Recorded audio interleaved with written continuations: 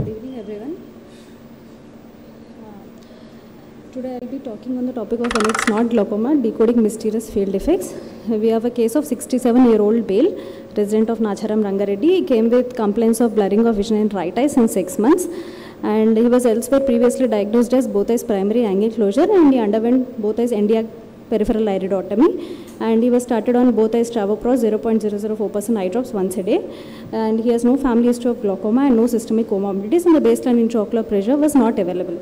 This is a diffuse illumination slit lamp image showing patent peripheral iridotomy in the right eye at 10 o'clock and left eye at 2 o'clock. The best corrected visual acuity in the right eye is 20/30 n-night and left eye is 20/25 n6. So intraocular pressure by Goldmann applanation tonometry was 18 millimeters of mercury in both eyes, and gonioscopy showed open angles with few goniosynechiae, and the fundus showed medium sized disc with 0.3 cup disc ratio, healthy neuroretinal rim, and retina was attached. This is the optic disc image of right and left eye with red free filter. As you can see, there is healthy retinal light fiber layer, but when we did baseline Humphrey visual field, we can see that there is a superior field defect which is repeatable on 10-2, and it was seen persistent on the subsequent fields which we have repeated, both in right eye and left eye.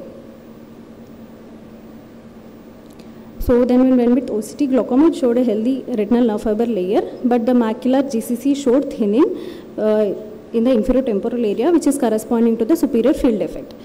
So at this point we were thinking, did we miss anything?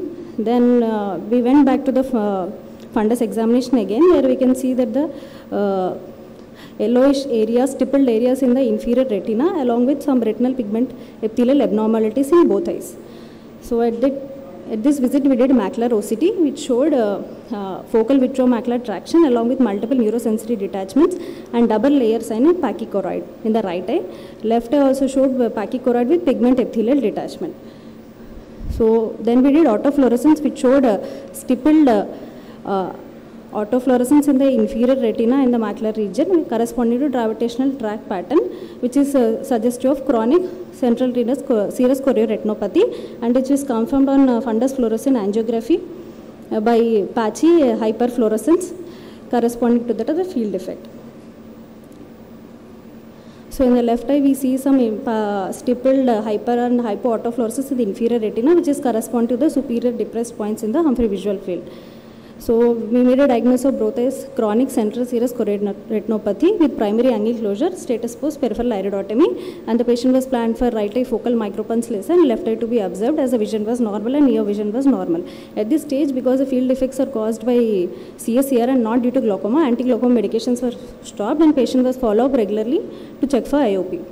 So I want to conclude that perimetry is a valuable diagnostic tool in glaucoma to quantify field defects and also to monitor their progression, but all visual field defects need not always be glaucomatous. So we often encounter a situation where the structure and function outcomes don't match up. Then we have to look carefully for other causes which are causing the field defect, and retinal pathologies like vascular occlusion, CSCR, retinochoroiditis and RP can also imitate glaucomatous field defects when the fundal findings are clinically indiscernible. And investigations like fundus fluorescent angiography, fundus autofluorescence and OCT come in handy in cases to bring out the actual diagnosis and avoid unnecessary havoc in further management of the patient. Thank you.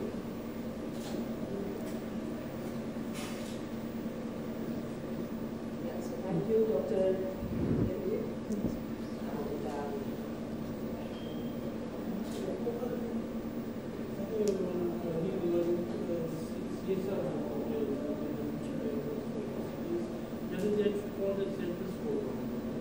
Yes.